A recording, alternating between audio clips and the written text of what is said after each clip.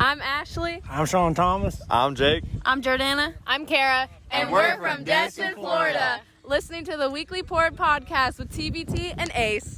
What's up, guys? Cassandra Carson here from Paralandra and the Life Project, and you're listening to the Weekly Pour podcast. Hey guys, it's Leather Leone, and you're listening to the Weekly Pour. Great metalheads, crazy music, because we all bleed metal. Ciao. My name's Reggie, and you are listening to the Weekly Pour podcast. Thanks so much for joining the most amazing twosome out there. Hey, this is Chef Jason from Bad Company Barbecue, and you're listening to TbT and Ace on the Weekly Pour podcast. This is Kathy from Music and More Records in New Hartford, New York, providing you with all of your music needs. You are listening to the Weekly Pour podcast with TbT and Ace. Rock on, guys!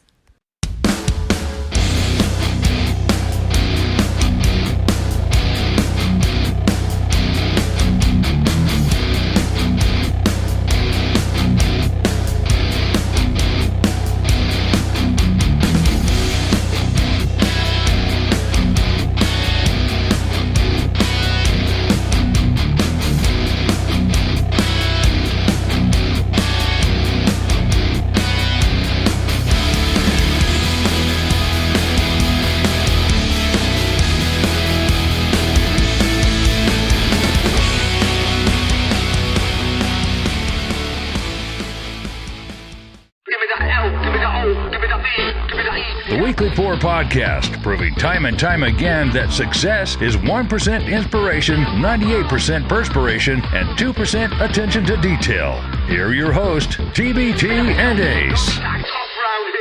What's up, everybody? I am TbT. That guy over there is Ace. And let me do a proper introduction for you who may not know who's in the middle here. This gentleman has played bass on dozens of records and toured all over the world for many decades. His unique and original style of playing has been celebrated and documented everywhere. His playing, singing, songwriting, and contributions to his many recordings have resulted in millions of records sold, platinum and gold status worldwide, Readers' Poll Awards too many to list, #1 hits, #1 videos, sold out shows, and most importantly, the mutual love, friendship, and respect between himself and many millions of fans around the globe. I welcome Mr. Billy Sheehan. Very kind of you. Try to live up to some of that. Hey, and I'm just glad that it was on your bio so I didn't have to write it. I didn't write it, I swear. Hey, that works. Well, through some technical difficulties and all that, we finally got you. We appreciate it very much. We have got lots of questions.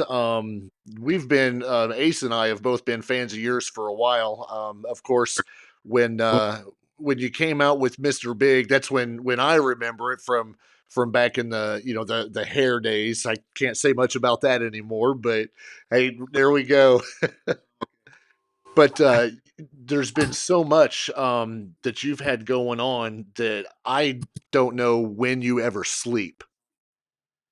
Yeah, it's a busy time for sure, and it always has been. This last 3 years has been tough because I haven't been able to perform live. Oh, wow. Shut most things down, but I leave day after tomorrow for rehearsals and tour, and so I'm very, very excited about it. Excellent. Right. This will be your first tour since COVID. Yeah. And I was telling TbT, I was looking at the dates, and you had told me you were leaving day after tomorrow for the tour, and I thought, well, wait, that's a big gap. But then I thought, they got to rehearse. They got to get ready. Got to make sure I remember some of those songs. That's the hard part. You got to iron out the set list, too. I bet you don't have a clue yet what you guys are going to play. Oh, yeah, we know exactly what we're going to play. Oh, do you? That's what I've been practicing. But a lot of the stuff, when I'm recording, I'm not thinking, I'm just playing. So later on, I got to go back and learn that, and that's where the difficulty comes in, because I have no idea what I did or how I did it. So sometimes it takes me one particular song, just one part of it.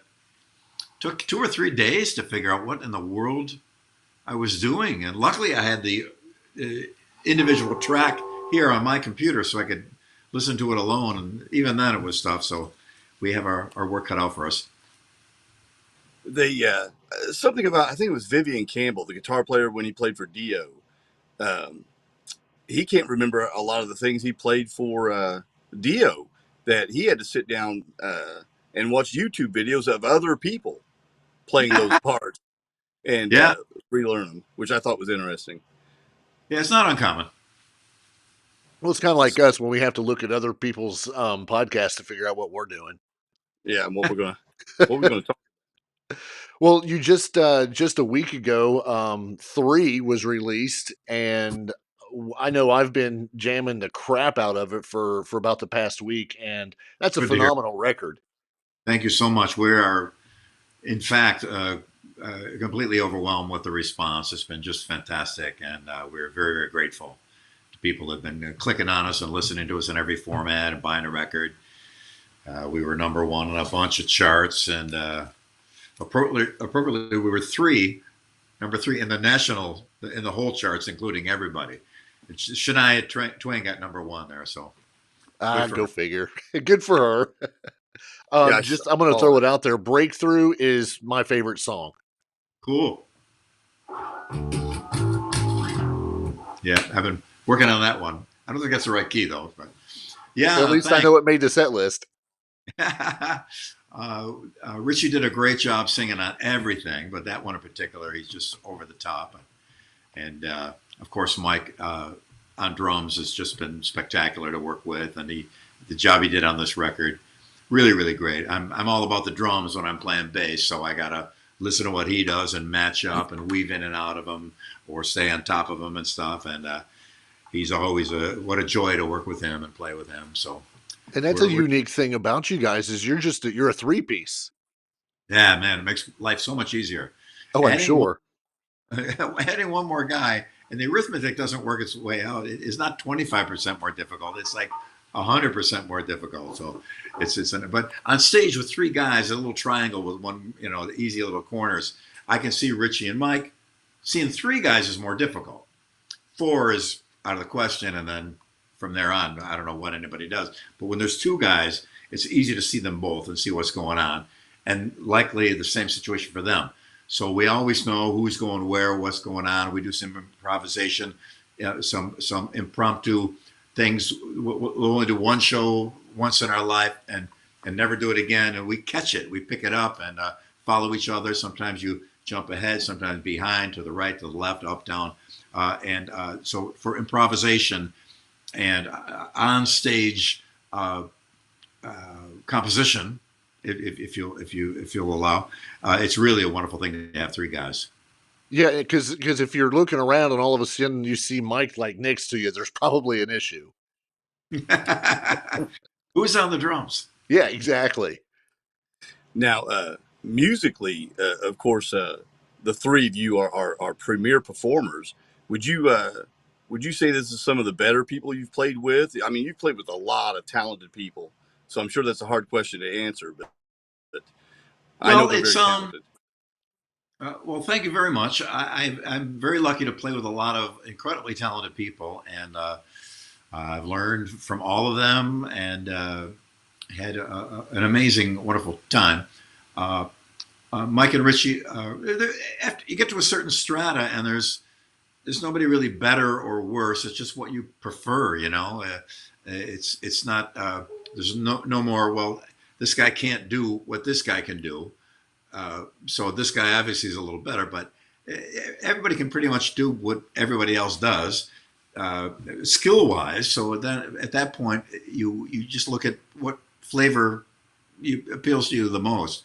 What little nuances that happen with their music and how they play and stuff. But yeah, I've been very lucky to play with amazing drummers, amazing guitar players, incredible singers, and that's why I fool everybody to think I have something to contribute. I remember following Richie, when he jumped into Poison, and his guitar work on that particular album kind of blew me away from what they had prior to Richie. And I think since then I followed his career, and then watching him jump in with Mr.Big and the solo stuff that he did, and now with the Winery Dogs. It's been a phenomenal journey to watch him as well, and he seems to get better and better every year. Amazing, yeah. And then he stopped using a pick. And I think he told the story. I think he was playing in Brazil doing a solo shows, and he thought, let me go try and play without a pick. And that was that. And he's all fingerstyle now, and it's unbelievable. It's amazing because the phrasing and the type of playing you do fingerstyle is generally a little different than pick players. I'm not sure exactly how to describe it to even another musician. So I'll leave it at that. But there's aspects of it that are different. And since I play with my fingers, some of my things are similar to what Richie's doing. So it kind of locks together nicely between us, the lines we play and the way we execute them. It's pretty cool. He has talked about in interviews how good he is on bass. I don't know if you've heard him, but he plays all the instruments on his solo records mostly, doesn't he? Yeah. He's a great bass player. I sent him one of these for I think his 50th birthday, and he played a snippet of it online. It was just great. He's a great drummer too, and keyboards. So, it's I wish he would just stop. That's all. I just wish he would just. No, he's a wonderful guy too. He's hilarious. He's out of his mind completely, and just a riot. We have a great time together on the bus, me, Mike, and Richie, and our crew, and it's a really uptone, up-tempo, beautiful, excellent chemistry with everyone. It's so you'll be touring on a bus. Yeah, the bus tour. No flights. Woohoo! I'm so glad. Man, flying when you're touring is just so ugly. Well, it's ugly to start with. It's just awful. But on a tour, if there's flights involved, it's everybody's bummed because it's just horrible. Well, I don't know who set up your dates for this tour, but I've been flipping through them, and you guys are getting ready to just hit the ground running. Yeah, and it looks like you guys are going all the way up until May, and then taking May off until you run over to Europe, it looks like. Yeah, and there's a lot more dates. When they book dates behind the scenes, they got to do routing, means you can't play Seattle and then Miami. That's too long of a trip. Right. Do the routing. And so there's a lot more dates coming. A lot of people have commented, sounding pretty upset that we're not playing in their theater. And I was like, wait. There's all kinds more dates coming. Give it time. I don't hesitate to put out any dates because people will think those are the only dates. This is just the first leg. And we're going to be playing for this whole year probably, and even possibly into next year. So wow. There'll be lots of shows. The whole West Coast hasn't been announced at all yet, so everybody's in panic mode. There's going to be all kinds of shows. I lived in LA for 32 years. I got a million friends there. There's no way I would leave LA or San Diego or San Francisco or a couple other cities in California out, as well as Phoenix and Albuquerque and Portland and Seattle and San Francisco and all that. So now, is there a Mr. Big tour also getting ready to be announced? Not necessarily. There's okay. We're going to play together, and it's going to be definitely a tribute to our drummer who passed away, Pat. Right. And pretty much a farewell, a way to say, a proper goodbye and a real farewell, and not right. to be redone every year and a half. I don't want to mention. No, I won't mention their name. I got you. But because we have a great friendship, myself, Eric, and Paul, and we all realize that doing the band continuously from this point without Pat really it's not the same for us. Sure. Some bands you can replace a guy and it's no problem, but with us, the four of us initially, even when Paul left briefly and Richie came in, as much as I love Richie, it just wasn't the same. It's not the same thing. Right. And so we're gonna put the final stamp on there and say thank you to everyone. I'm not sure how to do. You're not going to write up a contract that you're not going to tour again and then come back a year or two later? Yeah, I'm going to take a pin, stick it in my finger, and sign it in blood. Right. Well, that'll be hard. I'm sure the offers will be out there to come back. The more money, there may be a Japanese conglomerate that comes along and dumps a bunch of money your way. Well, I don't know. Maybe we'll me, Paul, and Eric would play something together sometime. But I just think it's important to have some degree of integrity when you say something, especially to fans, because if it's a farewell tour, everybody goes, I better go to the show because it's going to last time. Then there's another farewell tour. Well, I got ripped off, So I don't want right. We've discussed that before for sure. I've got 2 T-shirts. I got 2 T-shirts from that farewell tour. So Really? and different years, different years. Well, it's a farewell decade, maybe. Exactly. Now I know we're probably not going to get it out of you, but you guys will soon be announcing that drummer, correct?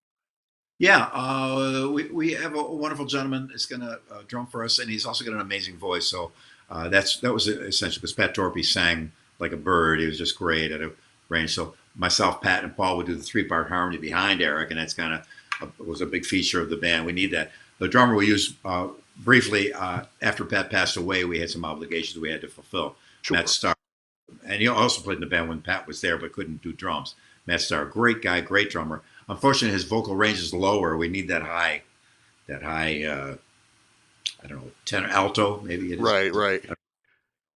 But this gentleman will be able to do that. But he's got some other contractual obligations and things he can't necessarily. I have an idea. Spit it out and tell everybody who it is. As soon as we're able to, we'll say who it is. I got an idea who it is, but I won't say. Okay. But I know I'm pretty sure I'm right. Okay. I've seen the guesses online, and they're not even close. They're not even close. We'll email you our guess. Okay. And then you can obviously you get say it right. You'll win some fabulous prize. I'll think of something. So can we talk about your writing process for 3? How long did this take before? Because it's been a while between your sophomore effort and this one being put out. Who does the majority of the songwriting, and how's that collaboration go between the 3 of you? Well, we get together in a room and start pounding out ideas. Mike gives a drum beat. How about this bass line? Richie, what key is that? Lay some chords. And where do we go for a chorus? How about this? Now we need a bridge too. Okay, we'll try that there. And just kind of let it go. Everybody contributes. When it comes to lyrics and vocals, that's Richie. He's going to sing it, so he wants to write it, and he does a wonderful job at it. And then Mike and I harmonize with what he does. But it's a group process done in a room, not by file sharing. We went out there the first time and got a lot of stuff done right away, and made a second visit to finish off the writing and then record. And it was actually a very quick process. When you remove the time spent in between, we could be together. So it went quick, and I like it when it goes quick. If you're laboring on a particular song for hours and hours, you're probably heading down the wrong street. Right. If it comes at you right away, then it's a good sign that you might have something that works. And everything went very quickly and fell together nicely, and we had a great time doing it. The first 2 records were done the same way. We got in a little room, figured out some parts, and there it is. I think we'll continue with that formula from here on out. That's how a lot of bands did it back in the day. I've got great bootlegs of the Beatles sitting around in a room, and they're talking and figuring out chords of songs that are so iconic now. Practically every human on earth would recognize it. Just to hear them in a room doing exactly what we did. So it's, I think, if it ain't broke, don't fix it. So that's the way we want to continue with that. Nice. Do you have film of you in this process? You guys filming that so we can have it for posterity? Well, I don't know if we filmed anything. Mike usually has a GoPro camera up. He may have had a couple times. But we always fail and say, oh man, we should have had some video set up for that. You wouldn't believe what we missed. It's interesting because it seems like you've got a lot of cool stuff that you've collected over the years. And I just read that you may have some pro shot video from when you were in the David Lee Roth band. And yeah, there was a pro shot video. The audio is a little bit of a mess, but somebody sent me a bootleg of the audio from the audience that is not nearly as bad as what's on the pro shot video. So I'm going to try to get those 2 synced up. It's not mine, though. I can't really put it out. It's Dave's. And I'll see about sending it to him. Who knows? Maybe he'll put it out. Do you hear from Dave very often? No, but that's okay. I still love him and respect him. And I'm supremely grateful for the break he gave me. And I learned a lot from him, and it was an amazing, wonderful thing. Yeah, and that's something too. If people don't realize, that lineup. If you look at that now between yourself, Dave, and Steve Vai, who everybody loves, that lineup itself was just, that was like your super group of today, but back then. Yeah, it was a pretty amazing thing. Just all the stars must have aligned. And Dave called me. I went out there. I told him I knew this guitar player named Steve. We brought Steve in. He's perfect. Dave gave Steve and I the task to go find a drummer. When Greg Bissonette walked in the room, neither one of us had ever met him or known him. The moment he walked in, we knew he was the guy. He didn't have to sit down at the get. I don't know why or how. We just knew he was. And he sat down. You got to follow that gut sometimes. No kidding. He was amazing. And sadly, Brett Tuggle was our keyboard player on tour, and then he played on the Skyscraper record. He passed away a couple months back, sadly. Wonderful, wonderful guy, hilarious guy, and supreme talent. So sadly, we lost one of the original gang there, but his legacy will live on for sure. Absolutely. What is your regime? I mean, to keep yourself and keep yourself fit and running and going, and just because you're not aging. Well, I enjoy a glass of red wine once in a while, and going up and down the stairs to get it. That's a pretty significant amount of that. No, I'm kidding. No, I play a lot, and it's a physical thing. So from my shoulders down, I'm in pretty good shape. And then I run and lift pretty much. That's pretty simple. All on my own, though. I've never been a gym guy. I can sit down. I can see back in my home in LA, I would put my 50 or 60 pound barbell in between the door and my car. So anytime I went out, I had to do 10 or 20 reps.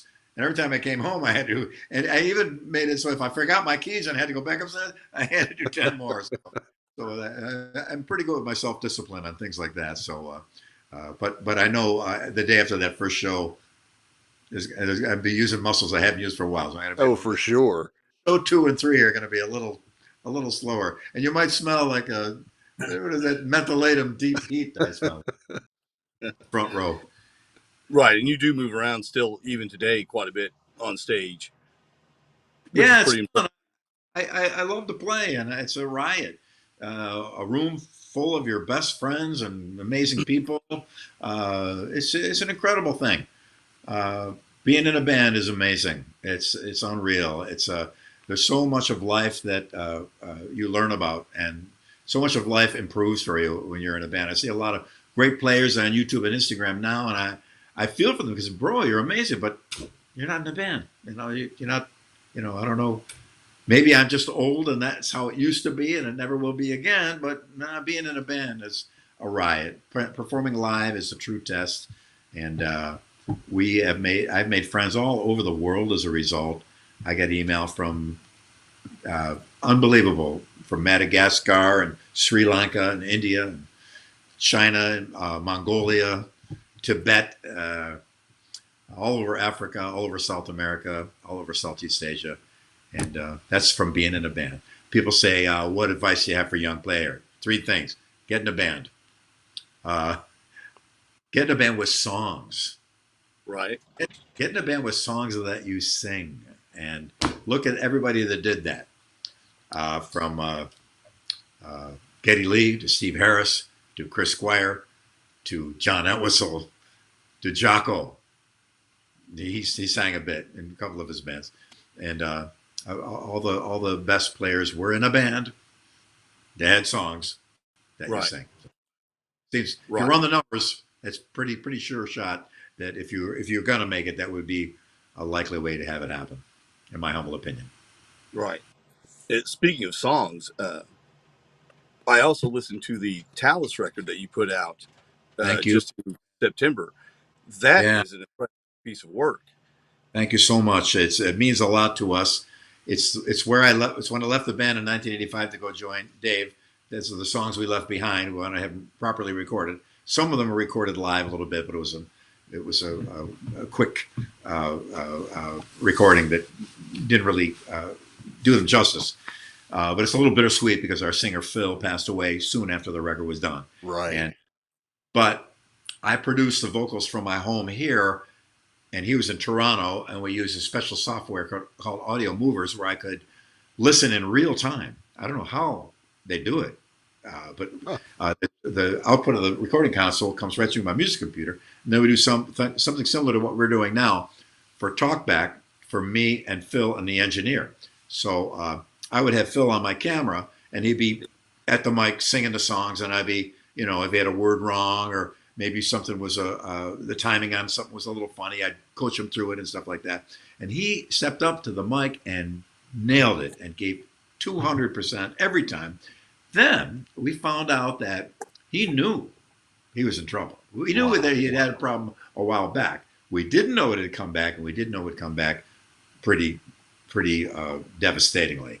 So the fact that he got up that mic and did that performance, knowing that he was on his way out, that was the personal strength behind that is amazing.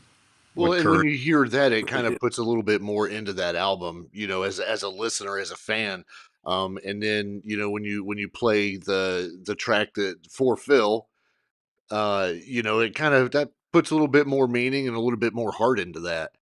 Absolutely. Yeah.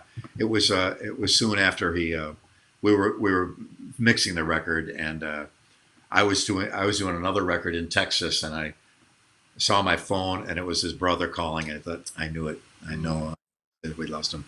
And so then I went and did that piece for him to include on the record.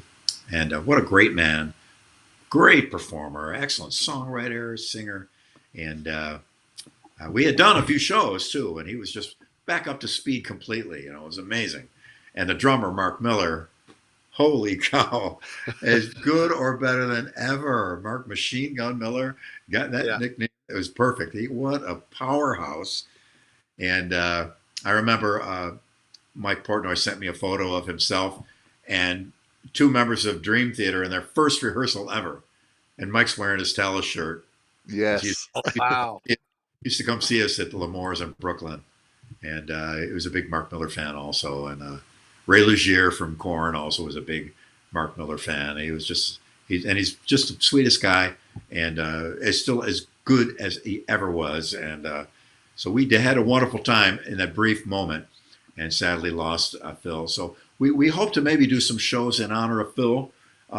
Similarly, I hate that this is the underlying theme on these situations like that. Sad to lose people like this, but we'd like to find a singer and do a couple shows for Phil, or in that respect. So we'll see what happens. Absolutely. Well, it's impressive too, because those songs were sitting around. You said it was right before you left for the David Lee Roth band.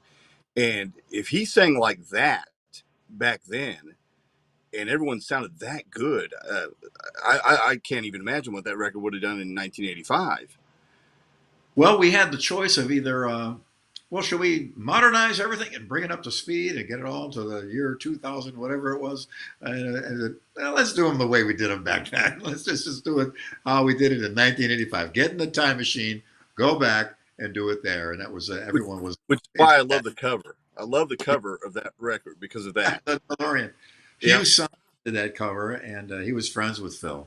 And what a genius. He just hit it out of the park with that cover. It's beautiful. We have a great debt to him for this, and his amazing job on that. It really is impressive in that situation. And I don't know how hard it was for you to leave Talus and go to David Lee Roth, but it reminds me a little bit of the Brad Gillis kind of situation. Do I hang with Ozzy or do I stay with Night Ranger? There's that choice, that crossroad you come to. How did you get to that choice that you made? Well, I discussed with Ed Van Halen a few times the possibility of playing together, and Van Halen was my favorite band in the world, and I always said, well, I'd never leave Talus unless it was for Van Halen. And so Dave called and I said, sorry, that's close enough. And we were struggling at the time, Talus. All the bands were. They raised the drinking age up to 21, so all the bars have lost all kinds of business. A lot of them shut down. We did get signed right at the end. We had a agency deal with William Morris as well, so it was looking good. But I knew it was an uphill battle, and I'd been doing it for a long time. And so when Dave called, I thought, I love these guys, and but I gotta do it, and I'm glad I did. It's again a little bit bittersweet, but and going back and doing this record now, it actually charted on Billboard. So Dallas finally Exactly. made the Billboard chart after all these years. So we were very very pleased about that. Yeah. But And I think I made. that's got to make you feel good too, to go back and pull those guys in and say, "Hey, now's the time. Let's do it now." Absolutely. Yeah, we had a wonderful time together recording, and the brief amount of shows we did was just fantastic. So it was really well worth it. How did Roth find you? Well, Dallas opened for Van Halen in 1980. We did Ah, about 30 shows with them. And our manager at the time was Harvey Weinstein. no kidding. No kidding. Wow. And his partner was Brad Gray, who later went on to be the head of Paramount Films, famous guy in Hollywood, a very nice guy in Hollywood too. But That's rare. Harvey was a local promoter in Buffalo before he got into the movie business, and so he set us up to showcase for premier talent, and they saw us, sent our tape to Van Halen. They hired us for opening act, and that was that. We got to know him, and we watched them every night. After we got done with our set, we'd run out and watch their show. And 30 or more shows we did, and every night, at their worst, they were only spectacular. And it was just so on fire and so great. And it was like getting a PhD in Showbiz 101, watching that band, being behind the scenes a little bit. What an amazing experience. So that's how Dave knew me. And then when they tour after that, you know, I could go down to the venue and the crew guys knew me and they'd always take me back and I could say hi to the band. And I was just so honored to know those guys at all. And it was encouraging to me.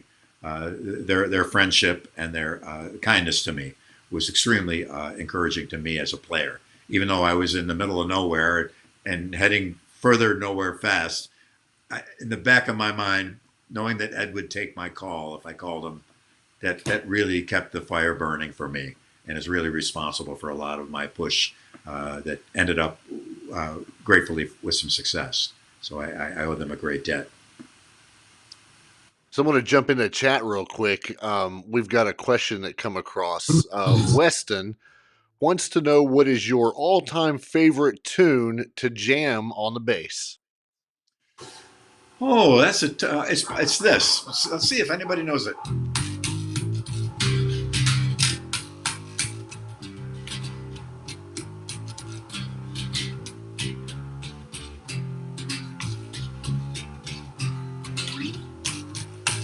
I'm going to do a short version.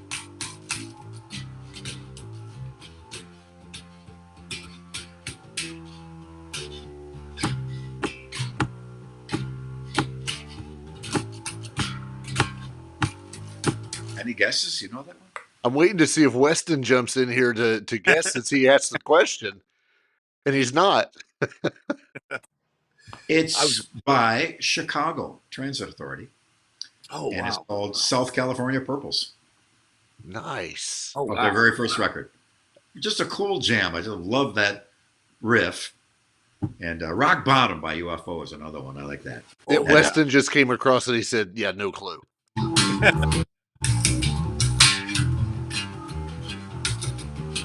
UFO, I had a great pleasure of doing a European tour with them at one point.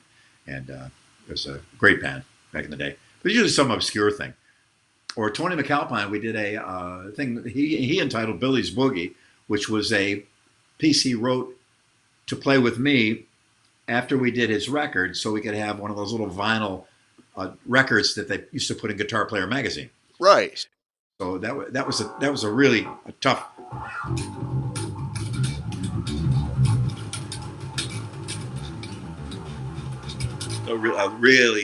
A bear to play. So that's always a fun one to warm up with as well.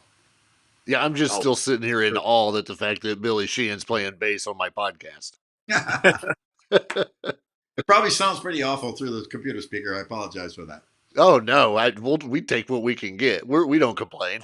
That's what great. What made you pick up the bass, and who were you listening to that influenced you to want to be a bass player? a guy around the corner from me on my block. His name was Joe Hesse. He was in some very popular bands around Buffalo. He drove a Triumph motorcycle, had a beautiful girlfriend. He even had a cool walk when he was walking down the street. You knew it was Joe from blocks away. I wanted to be like Joe, and he was a bass player. And so I was a little kid. I had an older brother and sisters, and when they would rehearse, everybody would go in and watch them, but I couldn't because I was a little kid, pain in the ass. They wouldn't let me in. So I sit outside and listen by the basement window, or if I had to go home and go to bed, I could lay in bed at night and hear the bass from his house was real close to ours, so I could hear a bass, coming through the neighborhood. So I was just fascinated with it. My brother one time, we're listening to a song on the radio. Yeah, hear that there? Yeah, what, that thing there? Yeah. Hey, yeah, what? That's the bass. Yeah, like Joe plays. Yeah, cool. So I was excited about bass. So one day I'm over there, and Joe was in. I heard his bass, and I went over and asked him if I could come in again. And for once, he said, "Yeah, sure, come on in." It was just Joe and his drummer, and they were playing bass and drums. I go, "Joe, what happened? Where's the rest of the band?" He goes, "Well, we practice together, so when the drummer hits his bass drum, I play a bass note at the same time, and that's how bass and drums work." So before I ever even owned a bass, I learned the most fundamental, important single thing about bass you could know. Joe taught me that you play with the drums, and he's still a dear friend of mine, and I learned a lot from him. And then I went on to my own and doing my own thing. But my grandmother lived with us, and I was excited about getting a bass. And a lot of people don't differentiate between bass and guitar. And I was kind of talking about it and talking to my mom and thinking, how great it would be to have a bass. And my grandmother said, "As long as I'm alive, there'll never be an electric guitar in this house." That's that. So she died. She passed away. And with her insurance money, my mom got me my first bass. Nice. So we put a little RPM meter on her grave to see how fast she may be turning at any particular time. But I think she would have dug it after all as it went by. But we made it through that hurdle. Yeah. And then influences Tim Bogert from the Villa Fudge. Just spoke with Carmine Appice tonight. I'm playing on a tribute to Cactus. Cactus is a band that had Tim Bogert and Carmine together. And I'm playing on it. I just heard that Joe Bonamassa will be joining me on the 2 tracks I play on. Oh, sweet. And Tim Bogert was the bass player in Cactus and Vanilla Fudge and Beck Bogert and Appice. So he was a huge influence on me and a wonderful man. I became friends with him when I moved out to LA. And another guy, Paul Samuel Smith, was in the Yardbirds when Jeff Beck was in the band. And so it's kind of an incestuous circle of people there. But and then too many other influences to list, from piano players, Art Tatum, amazing piano player, Oscar Peterson, everything, classical music, string quartets, Bach pieces, things like that, everything you could imagine. So, and I was in a horn band right out of high school, which is why I knew the Chicago songs. And I love that music, Blood, Sweat, Tears, Chicago, songs like that. So learned a lot from a lot of people, and I'm still learning. So the adventure never ends. What are you listening to today? Are there any bands that kind of catch your ear now, or are you still, doing like a lot of what we do, and it's stick with the nostalgia of 80s and 90s bands that's going on? Well, I couldn't off the top of my head name anybody new. There's a couple of great bands I've heard. I don't recall some of their names. I apologize, but I have a huge iTunes collection, and it goes in many, many directions. So there's not a lot of new stuff in there, some, but there's mostly a collection of bootlegs and alternate takes and impossible to find songs and records. And I specialize in the most amazing stuff you've ever heard and the worst music you could possibly imagine, which is so bad it's good. So it's quite a collection, and we have a couple drinks that come down here with some people and start having an iTunes night. It is a riot. We have a blast. So I'm still a big fan of music. I don't have much time to listen to new stuff, but once in a while something comes along. Yeah. Are you in Nashville? Yeah. Okay. We've noticed just a couple of weeks ago we had a conversation with John Corabi, and he's also in Nashville. Yeah. Obviously, Nashville's, always been known as, the place for country music or whatever, but what is the draw for artists now from all genres to hit up Nashville? Well, it is Music City. I mean, not just country music, but it's Music City. So I it's went to living up to its name. Absolutely. I went to the performance of Beethoven's Ninth by the Philharmonic here. They were great. They nailed it. It was just fantastic. Really wonderful hall and concert hall. So they've got that covered very well. Country. I'm not much of a country music fan. Old school. I kind of like the nostalgia of Conway Twitty or Johnny Cash or some of the old schoolers. That's cool. But the modern stuff is not necessarily my thing. It's because you can't have everything be your thing. But I'm very, very respectful of what they do and how dedicated they are to it and how honest they are with their fans. It's a wonderful scene of music. But down Broadway, the main drag in Nashville, is just jammed with bars and bands and players and some great players too. It's kind of a half joke, half story. A guy comes from LA and walks down Broadway and listens to all the bands, and at the end he goes, "I got to go home and practice." Great players here, and great scene, great mutually beneficial, helpful scene too. It's not nobody's at each other's throats here, and Nashville just has so many advantages being in the state of Tennessee. There's no state tax, and it's super low crime. Just it's a wonderful place. So I think Billy Gibbons just moved here. I think. I know the bass player for Cheap Trick. You know his name. Peterson. Tom Peterson. See, Yeah. I got confused because I said Peter earlier. Tom Peterson. What an amazing guy and a great player. I love him completely. And Cinderella guys, some of the Tesla guys are here. The Motley Crue guys are here. A lot of people. You go to the supermarket and just run into people. Just there's Tommy Shaw. Oh, Hey, there's Amy Lee. Yeah, it's cool. It's a great scene. It's like LA was in the 60s and 70s, I believe, because people are helping each other out. And when I got here, I know some of the locals are like, well, these outsiders coming in and screwing up our situation. I assured them all, I'm not here to take. I'm only here to give. I don't want to take anybody's gig or anything. Not that I could, or take a studio thing. I'm not a studio guy, but I just want to contribute to the local scene, and I have as much as possible. It's a really wonderful atmosphere here. One of the another person in the chat was curious. When you were talking about Van Halen and Dave and all that, have you had the opportunity to hear Mammoth? Yes, and I'm so proud of Wolfie. He's just incredible. Great, just great. So great that he's not trying to be his dad. He's trying to be Wolfie, and that good fathering, parenting by Ed. That's his attitude, and I just love him. I think he's great, and that is fantastic to hear. I'm so glad he's out there. I loved Ed completely, and having his son do well really is a bright spot for the future. Yeah, I will see them next week, Mammoth, because they're opening for Alter Bridge. Great. I think. Yeah, next week, next Wednesday. I think it is. Right. Yeah, so I'm excited about that. That'll be great. Super.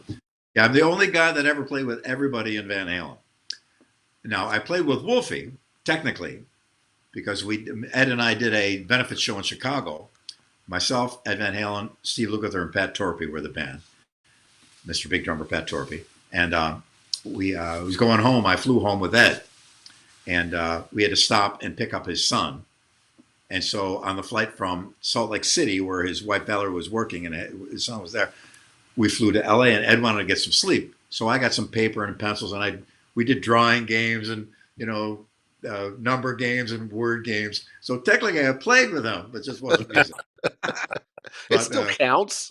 I guess it does, but Gary Sharon, Michael Anthony, Al and Ed, Dave, of course, and Sammy. I played with everybody that was in Van Halen, so I very grateful for that. Oh, absolutely. That's an impressive list right there. Yeah, I can imagine your little black book is just the who's who of music. That's insane. Is there someone you, Teresa, is there someone you haven't played with that you would like to? Let's see. Oh, I wish I could have played with Jeff Beck. I met him. We hung one night. It was great. And he was, of the big three, he was my guy. I loved Eric Clapton. I loved Jimmy Page completely. Right. But Jeff had that thing, a special thing for me. So sad to lose him. I got a great chance to hang out with him for an evening. We had a blast. It was cool, but we didn't play. And I'm not sure who else. I've been pretty lucky to play. I haven't played with Billy Cobham yet. I've met him and seen him and talked with him, but he was, for me, a game changer for drummers and so many drummers. And he's quite awesome. So maybe Billy Cobham. Well, there you go. So Teresa, or any remaining Beatle. There you go. Exactly. That would be. Looking in the chat once again, Teresa is taking this to a complete 180. She wants to know what your favorite thing to cook is. Oh, well, thank you, Teresa. And she's hoping that you say a specific item, which I won't say it, but I'll let you know if you're right. Oh, it might be my pork chops. They're pretty amazing. That's it. There you go. She wanted you to say pork chops. Yeah, I do I sear the pork chops, and then the first time we had pork chops with my wife in L.A., I said, "Do we have applesauce?" She goes, "No, why? Why?" She's from Italy. "Why would you put applesauce on?" But to us in America, pork chops and applesauce. You got to have applesauce. Oh no, we got to have some kind of. Oh geez. So we had a couple Granny Smith apples. So I go, hold on a second. So I diced them, sautéed them in butter, added maple syrup, did the Christmas spices, cinnamon mostly, and then a little nutmeg and ginger, and clove. My mom used to put whole cloves in a ham when she baked it to get that clove flavor. Oh, yeah. And let it simmer down to gelatinous deliciosity. Pour that over those pork chops, and we never looked back. That's how we do it every time now. Have you put that recipe somewhere? I need to write that down. No, because I make it up. It's like, oh, there's no quarter teaspoon of this, or I just going to throw it in there and see what happens. Well, all my recipes are like that. People ask me for a recipe. I just say I could just kind of fly, kind of like this. I have no idea what I'm doing. I'm just kind of flying blind and get lucky once in a while. It's a dash and a splash. Exactly. Well, I have a story to tell. I picked up a bass about 3 years ago. I got it from a friend in the chat, Kathy, who behind me is her record store, Music and More, in New Hartford, New York. Not too far far enough from Buffalo, but in the area. Her husband played bass, and he was amazing bass player.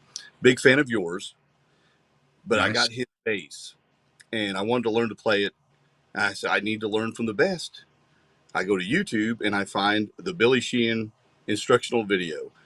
So I'm watching this on the video. I didn't get very far, but I got far enough to want to play more when I get time.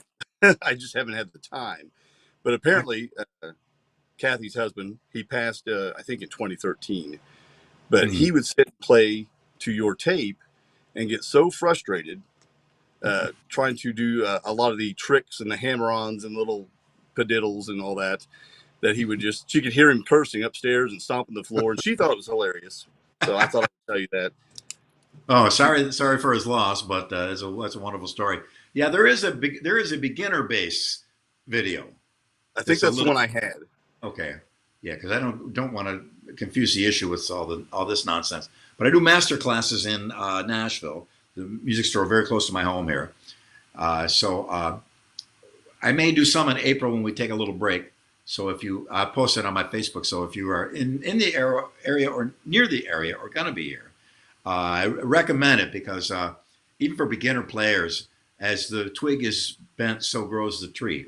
So it's good to get some good guidance right up front to make sure that as you travel down that road, you're well prepared. And so I often like working with beginner players because you start to point them in the right direction, and they don't have to unlearn as much as they might have to in some other fashion. But I think bass is a great thing to play. It's a great entrance point instrument because you can play. There's about 75% of all songs, and it's amazing how you can adapt and play. To excel on it, like any instrument, is very difficult. And with bass, there's a physicality to it because it's hard and things are big and they're sharp and they rip your hands apart. So there's an aspect to that, but it's the best entrance instrument. You're just playing that root note, learning how to do it. Follow the drummer, easy as pie, and in no time you're playing cool songs, playing along with great records. And I recommend it highly. It's great therapy, that's for sure. Well, if you do that, then I'll make the pork chops and we'll call it good. Okay. Not too much clove, though. Right. And you do a lot of work with, or you have worked with beginning bass players and given lessons and that sort of thing in the past? I'm not a teacher, and I really try to emphasize I don't give lessons because I am not a teacher. But in a master class, as self-aggrandizing as that title might sound, not. I'm just showing people what I do and how I got there, and giving them the advice that if you see how I did it, maybe you can also pattern your way to figure it out how you're going to get to where you want to be. And that's pretty much what the master classes are about. I mean, I'll show anything I can show, and I'm usually pretty good at explaining it. And it generally helps players. I have them stay in touch with me after the master class to see how they're doing. And it's been amazing, some of the changes they've made. Basically, understanding this real estate here and how you navigate it is pretty easy. There's only 3 little patterns to learn, and they repeat up and down the neck all over the place. Do, re, mi, fa, sol, la, ti, do. If you got that, man, it's amazing how that little component figures in the whole of all music. And learning it solid as a beginner, it's easy. Everybody knows those notes. Coordinating it correctly can really put you on the right path. So that's pretty much what I do in my master class, and it's been really successful. Met some amazing people, and we will continue it when I get time. I'm impressed. I rest my case, Your Honor. No doubt. I want to flip back over to the new album again, the new Winery Dogs album. Right on. Do you have a favorite track off of that album? It's hard to pick one. Mad World just blew me away when I heard it. Richie just sang that. I said in another, it sounds like he just left from a session with the Temptations. The way he sang that, it was just so great. And Mike's Pocket is just awesome. And I love that track, but it's hard to pick one. That's fair. Yeah, it's like you got 4 kids. Which is your favorite one? It's hard sometimes. Yeah, there's a lot of times when you get a new album, no matter if it's one of your favorite bands or whatever, you listen to it and you go through and okay, I'm at track number 5. I can skip that one because I'm not a big fan of it, or track 7, whatever it may be. This is one of those that I found myself not skipping any of them because they're all so unique and so I don't want to say complicated, but they're just so in there. Everything is there, and it's just something different from each one. Very nice of you to say. I'm glad you feel that way. Yeah, back in the day, it was harder to skip tracks on an LP because you had to get up, walk over there, find that little line in between. So that means you had to listen to the whole thing. And I think in a way, there was a way to get you grooved in on the whole record and not be skipping songs. Now, when I listen to an old record that I heard to, I want to hear it in sequence as it was on the original album because I know what song is coming next. And it was part of a thing. So it's not like that today, of course, but I'm glad to hear when people don't find any clunkers on this record. And I've heard that from a lot of people too. So again, I pay attention to the comments and see what people say. And man, it's been overwhelming. It's just really, we're so grateful, so thankful. Everybody that clicked or bought a download or clicked the heart button on our video or whatever, we're very appreciative of that. It's helped us a lot, and therefore there's a lot of shows already sold out. So as we announce new shows, I urge people to move quickly because nothing we can do if it's sold out. We already got another show booked the next day, so we can't stay for a second show. So get in there quick if you can, if you'd be so kind. Do you find it harder now to get the recognition for a new album now that we don't have as many, like, I don't know, regular radio stations anymore, and now you've got, satellite and all this stuff, and they're going to, this seems to be the highest bidder. Yeah, it's definitely a little tougher, but before it was tougher to get into the music biz at all. So it kind of balances itself out, I believe. To get a record deal, you needed to do all kinds of insane things and roll the dice, and generally your number did not come up. I know how hard it was to get a deal. And then once you got a deal, it was no guarantee their record was even going to come out. If it did come out, it was no guarantee they were going to support it. So now we're on our own, and there's niche markets everywhere for every kind of band. And you go to festivals and they're jam-packed. And on your computer, you're a couple clicks away from billions of people.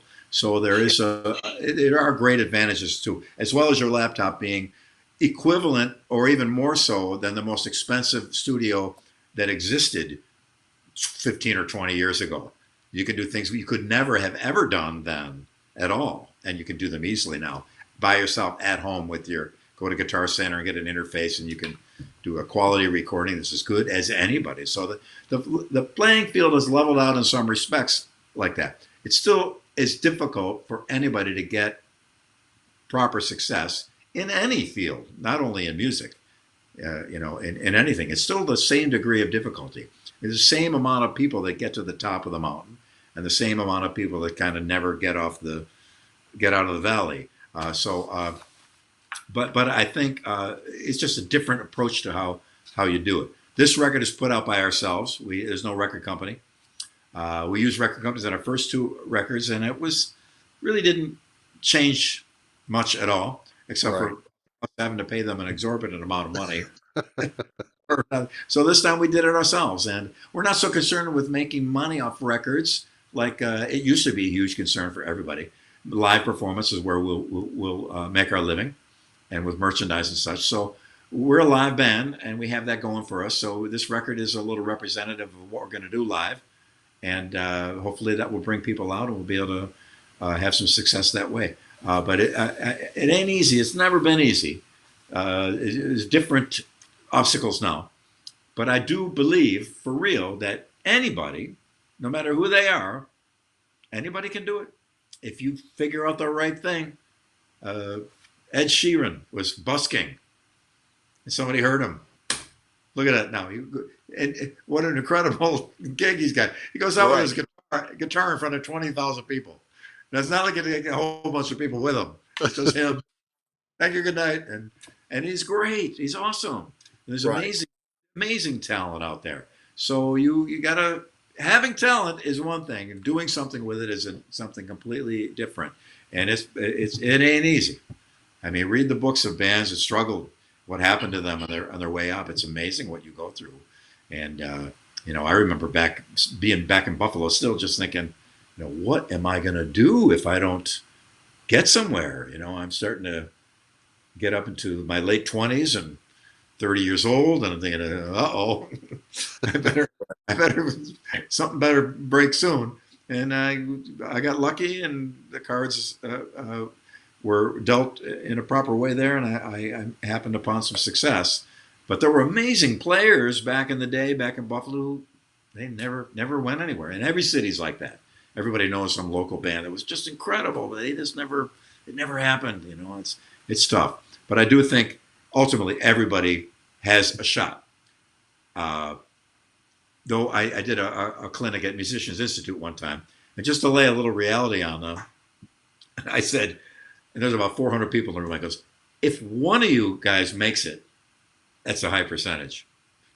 And you can see the faces drop down. I go, but, there's no reason why any one of you shouldn't make it. I mean, you've got talent, you're here in LA, there's opportunities everywhere, but we see, and it's funny, I see some people that have incredible talent, and I'm thinking, man, why didn't this guy make it? I should maybe help them out, or you know, and I'll maybe work with them or advise them on a couple things. And then I see how he conducts himself and conducts his business, and I go, aha, this is why he's never Right. He's tough to get along with, or he does this or does that. I go, you know, there's so many factors. Being the nice guy sometimes is a detriment. Being a prick is almost always a detriment. So you got to balance between the two, and it's a tough hustle. But we had To Be With You as a #1 single for 3 weeks at Mr. Big, and our lives changed so much. If I could wish upon everybody an opportunity to have a hit single, man, I certainly would. That song was everywhere. That song was everywhere. Yep. I get fan mail from Sri Lanka about that song, and you'll see people send me the videos. A kid in some far off, very very different country from what we're used to. This guitar, hold on, little girl, you know, is playing the song. It's so sweet. It's so wonderful. So, yeah, I believe everybody has the opportunity to make it. This is America. Everybody does, no matter what's going on. And but it's tough, but it can be done. Now, with as much success as you had with To Be With You, are you one that still enjoys playing it from, you know, the first note? Okay, because you know you hear so many bands that talk about that one song that they were known for, and they're like, "Oh, I hate that song. I wish it was never wrote. I don't like playing it live." I'm going to take it you're not that way with that. I love that song. We played in recent years. We played with Mr. Big, and there's 5, 10, 15, 20, 30,000 people with tears in their eyes, you know, singing along to that song, or Green Tin 60s Mine, or Just Take My Heart, or Wild World. And man, it's just the greatest gift. There's got to be nothing like that. Oh, it's amazing. And we're in India, we're in Korea, we're in Australia, we're in Indonesia, Japan, Italy, the Netherlands, Scandinavia, Russia, China, you name it. And it's like that everywhere. It's so amazing. It's what an incredible circumstance we managed to fall into there. And our manager, Herbie Herbert, was a legend in the music biz. He's one of the founding fathers of what the music biz is. And he was really responsible for getting that. You know, the song took off on itself organically, but even then, it's easy to crash and burn. And as a manager with him at the helm, he brought it home. He was amazing. He passed away a few months ago, and he put Journey together. He was the guy who said, "Why don't we sell T-shirts at the show with the band's name on them?" What? And that's how merchandise companies started. He was also the guy that told them, Steve Perry, that's who you're using. You're going to sing with Steve Perry. Yeah, he told me the story how he got Steve Perry in the band, and great man. And he really was our saving grace for Mr. Big. Pretty incredible. You did something really cool. You talked about Japan. Is it your Live in Tokyo DVD and CD? I think you played Shine, which is the Mr. Big song, live in Japan, because it was a big hit there, right? It was like a number 3 hit. I don't know if it was #1, but we did well with it. I think it was number 3 is what I saw. But I love watching the video of that because they are singing along and just singing along to that song, and they're having a moment, you know, right there with you guys. Yeah, they have a very special place in our hearts, the Japanese folks. They were very quickly to adapt to Mr. Big, and a lot of bands went to Japan, and they think, oh, they're going to automatically love us. This is like Spinal Tap. It'll be great. We'll go there. We can do whatever we want. And the Japanese people, I would always say to people back in the day, get a Phillips head screwdriver, open up your VCR, and look inside there. That's how tight a ship they run. And so a lot of the bands, you know, they were polite and applauded, but those bands never got asked back again. So when we went there, we hit it harder than ever because we knew we were under a microscope. And we got little fan letters from the fans. So they drop them off at the soundboard, piles of them. He said, "Well, we saw that the first song was a little slow to start, and then by the third song, and that's exactly what happened. Wow. After show, we were saying, yeah, the first couple songs, but by the third song, we had it, and they knew that, where most audiences wouldn't perceive that, and they run a tight ship over there, and they are just wonderful. So enriching to, again, having a #1 single was our passport to the world. We get on a plane, and the flight attendant would say, "Oh, well, are you guys in a band?" I go, "Yeah." I go, "What band?" I go, "Mr. Big." They go, "I'm the one who won." Oh my God! It runs the pilot. The pilot comes back, shaking her hand. Free. They move into business class, on free drinks. And one time, and oddly enough, it was a Malaysian airline who they lost a plane over the ocean a few years ago. Yeah. The pilot let us sit in the cockpit. There was 2 little jump seats, and we sat for the landing, for some of the flight and the landing up front. They'd never allowed that. It was way. Did you have to serenade him? No, we didn't do anything. Okay. But they were just cool guys. They wanted to hang with us. Pretty amazing. But yeah, so it was some amazing stuff.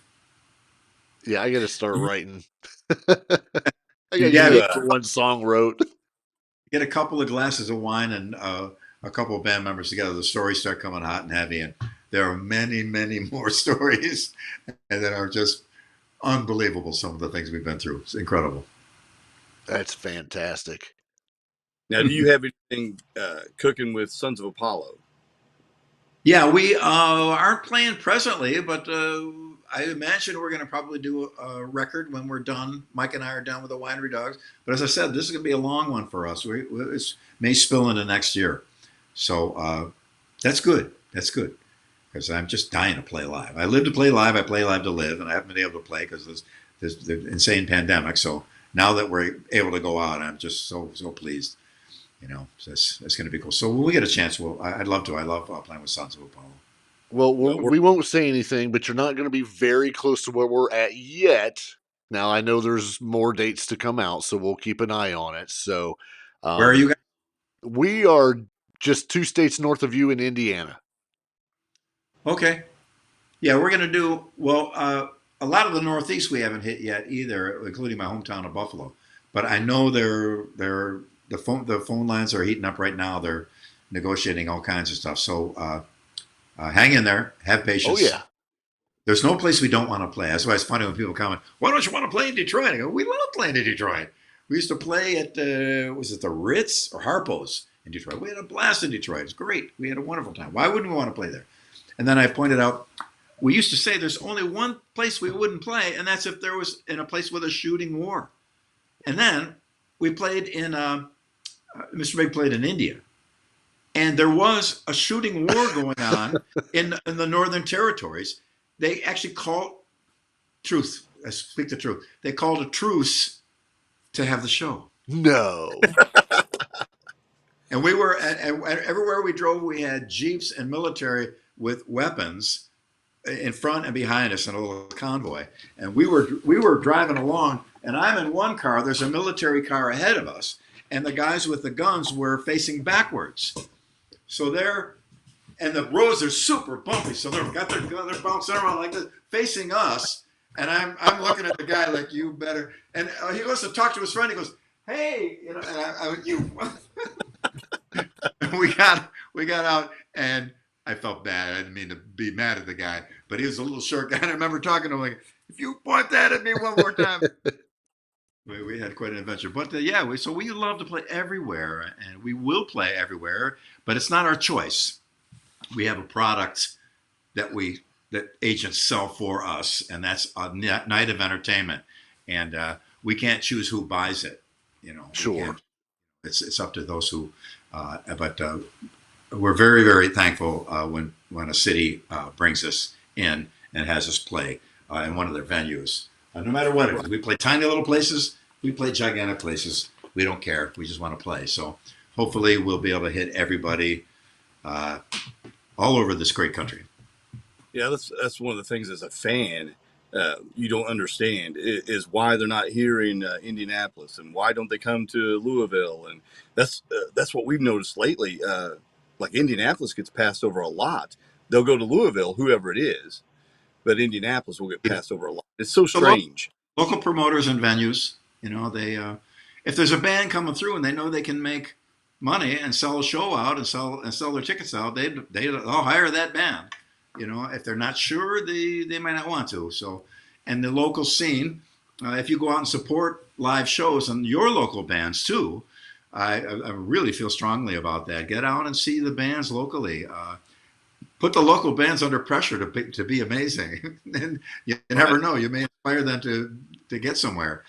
We always had huge audiences in Tallis back in the club days, where we were just playing copy tunes, and we would have just a line out the door and a parking lot jammed, and that inspired us. That at that point we felt like we were onto something to some degree. So we pushed harder, and eventually, success did eventually come as a result. So supporting your local band, supporting the local venues, getting out and seeing shows.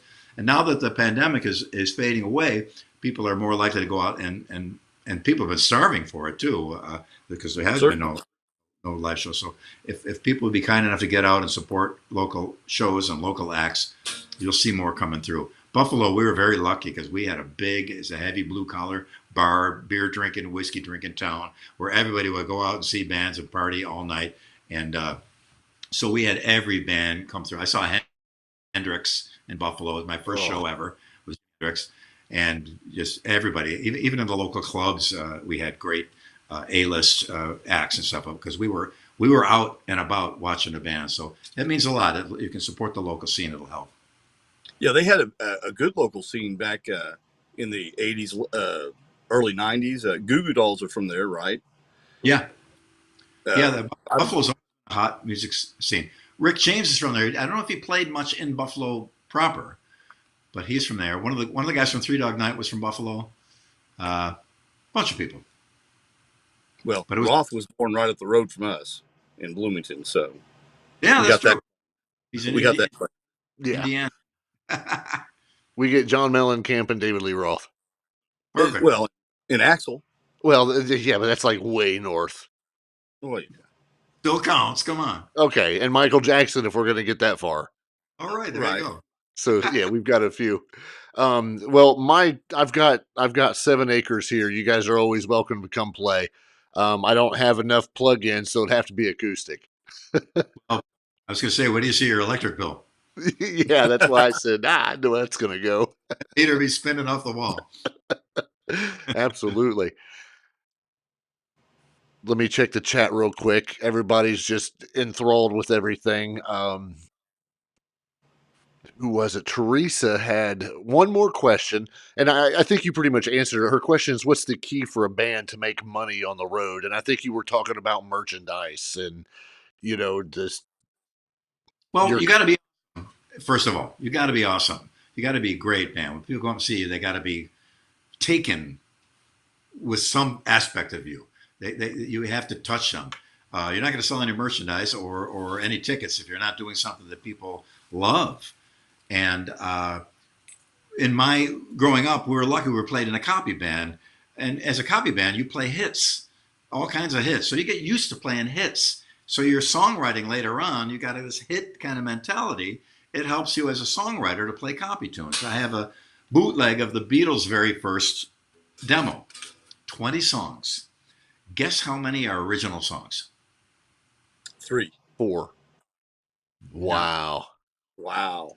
Total copy band. Because back in the day, bands didn't write. Elvis never wrote. Sinatra never wrote. They never wrote. The Stones. Stones were doing blues covers forever, right? Exactly. So everybody was a copy band. So you learn from that. And the local scene, if you can support bands that are copy bands, eventually they'll throw an original in, and eventually there'll be 2, 3, and your songwriting capabilities from being in a copy band are always a notch higher, because you know how to do a chorus into a verse into a bridge, because you've done it a million times on songs that were huge hits. So it's an important point that I think sometimes gets overlooked. But in order to make money, you've got to be awesome, and you've got to write some great songs and be sincere about it and be real about it and take great care of your audience. Back in the day that we didn't have dressing rooms, so we get done with a set and the stage was this high anyway, and just step off and sit down at the table with our friends and have a beer, look up at the clock. Okay, go back. There was no separation of church and state between band and audience. we hung with them we took our breaks in the crowd with our friends. And so we learned about public relations and dealing with people and keeping people happy and putting our thumb on the pulse of what's going on and what they want. Yeah, the new Robin Trower record is great. Hey, let's learn Day of the Eagle. Next week, oh, I can't believe you played that song, and just the rapport you build up with people and playing music. It's a process that anybody can do. But in the end, you'll be an original, unique artist that has something that people love. And at that point, even then, there's no guarantee, but even then, at that point, you can begin to parlay that into a career. And it's no different than a restaurant or no different than any business. You got to have a product that's great. You got to have something that's fantastic. And if your burgers are better than everybody else's burgers, they're going to be lined up to get in. If your songs and your music is great and touches people and they love to hear it, and they love it so much they want to take a recording of it home and play it in their home or on their phone, then the future can be very, very bright for you, I think. Agreed. Well said. Well said. Yeah, Robert has just jumped in. He's got one. We'll do one more quick question. He says he knows that you've recorded Shy Boy many times, but he wondered if you were the sole writer of that song. Yes. Yeah, that was my song. When we did it in David Lee Roth, we did a key change for the solo. That was Dave's idea. So we gave him an arrangement credit. Okay. But that's my song. I've got a cassette of me writing the song. There was a band in Buffalo that claimed, one of the guys in it claimed that he had something to do with the song. But I have the actual cassette still, and I have it digitized too in my hard drive. For those that don't know what a cassette is, it's a little plastic the thing that spins around in there, and you put your pencil in all over the place. I have a recording of me working it out. Well, that song couldn't have been more perfect for Roth. Yeah, he's quite shy himself, as you know. No, I'm so pleased. I'm so thankful that he decided to do it, because he came out and saw Tallis play twice on the tour we did, because I had already agreed to join his band, but it was a secret, and saw us performing that, and it just caught his ear. And just like I said before, if somebody comes out to hear you play and they like what they hear, who knows what can happen? That was what happened in that instance. So, I'm very thankful that Dave was kind enough to use that song. And what happens in a lot of situations like that is the head lead artist, the main guy, can say, hey, I want to put your song on my record, but you got to give me all the publishing money. So you're left with the choice of what's better, 100% of nothing, or I will at least have written a song that got on a major album, so that'll help me later. But Dave gave me, he didn't take a thing from me. He was just let me have my publishing. Very generous of him, and very, very, very kind of him to do that. And so I'm very thankful. Let me ask you one more question. You're getting ready to go out live. You're going on tour. How do you feel about this phenomenon of everyone using tracks and backing tracks and sometimes accused of lip syncing and things like that? I hate it. Absolutely not. Or put up a sign or have an announcement come out before you play.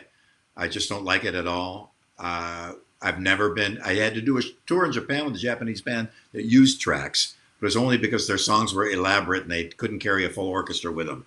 So, but they really sang and really played live. I'm totally against it. And if you can't do it, then don't do it, or lower the key, or hire somebody else, or bring in backup singers, or do something. But don't fake it. And it's sad to see. We would rehearse with Mr. Big in this one rehearsal hall in LA. Not a fancy place at all, but everybody rehearsed there. Tom Jones, Guns N' Roses, Van Halen, David Bowie, everybody. And it's just a little unassuming place. And everybody knew everybody there. And we were in there, and we would start rehearsing without our singer for about a week to prepare for a tour. So it was myself, Paul Gilbert, and Pat Torpey, and we do the background harmonies. So we'd be in there playing, and you'd hear no lead vocal, and suddenly these bursts of harmony would come out when we sang our harmony parts. And people would say, oh, well, you're using tracks in there? We go, no, why? because we hear the harmony coming, and we know it must be on the track. We go, no, it's us. I said, okay, come on in. Okay, here we go. And we'd sing the song and play. See, there's no tracks anywhere. And we had a sound man come in that were going to work with us on tour. So what are you guys using for tracks? I go, this. We're singing and playing. We don't have tracks. We're not going to use them. And when you hear us record it, it's real. And that very first record we did, I think Addicted to That Rush is a first take. And on when we got tired of answering the question, how'd you get the name Mr. Big? How'd you get the name Mr. Big? From a song by Free, from a song by Free, from a song by Free. And it was just relentless. We knew every time we sat down for an interview, how did you get the name Mr. Big? Well, so how did you get the name Mr. Big? Every single time. So we thought, I'll mark that off my list. Let's do the song that we got the name from, Mr. Big by Free. So we did it totally live in the studio. And it's Eric singing in the booth, Paul playing, Pat playing, me playing, and it was all really live. So we have never, certainly in the Winery Dogs, that would be something we would never do. So I'm totally against it. I don't like it at all, and I wish people would just work harder. I went to a vocal coach, this amazing coach. He does everybody, Axl Rose, Janet Jackson, Tori Amos, Ozzy, everybody. When Bono blows his voice out, they would fly this guy in to fix him. His name was Ron Anderson. Sadly, he passed away. But I sat down with him, and man, I've always sang. But as you get older, you got to push harder. And he played a scale, had me sing it.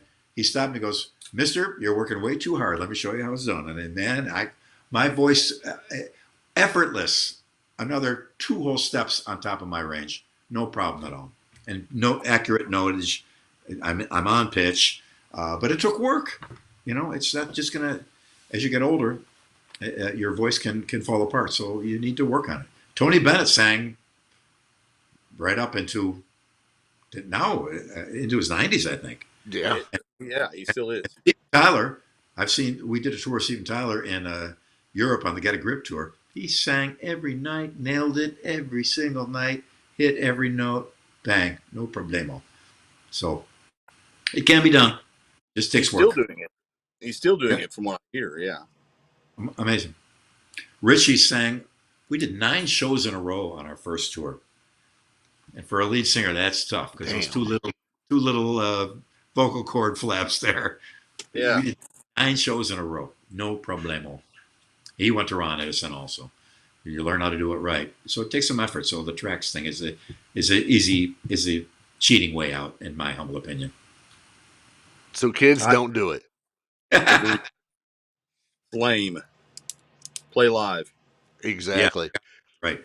I'm down here practicing my ass off all day for a tour that's coming up. Been practicing every day and every night right up to it because I want to do good. People paying their money to get in. Come on, I owe them. Right. I got to do it right, do it righteous, and nail it, and hit my parts, and that's what they're coming to see. So I never want to let them down. Yeah, as fans, we agree. We don't want to hear tracks. Right on. Exactly. Well, Billy, I want to thank you again for agreeing to come on the show with us. This has been phenomenal for us. It's been great having you on. Again, I never expected to have Billy Sheehan on our podcast playing bass. We're going to ask you to hold on as we go off the air real quick. We got to give our normal shout outs to Jason at Bad Company Barbecue. You can check him out at badcompanyBarbecue.com. That's on Instagram and on Facebook. Same thing with Kathy at Music and More Records. Be sure if you guys are in the chat to hit that thumbs up and that subscribe button. That helps us out and gets the information out there. Natalie, well, thank you for being our moderator. Everybody that was in the chat, thanks for jumping in, and everybody that was watching. If you are listening to this after the live event, we hope you guys enjoy. Be sure to hit the like or thumbs up or whatever it is you see right in front of you if you're listening to it on Apple or Spotify or whatever there may be. So please, we'll see you guys again. Please remember the Weekly Pour podcast will be broadcasting Wednesday next week, same time, 7 p.m. Eastern, and we do have a special guest, which we will announce here in the next couple of days. So keep an eye out for that. But in the meantime, we'll be out of here. I am TbT. That guy over there is Ace. And he has nothing to say. See ya. All right. Thank We'll you, see everybody next week. Thanks again to Billy, and we'll see everyone on. Thank you, gentlemen. Take care.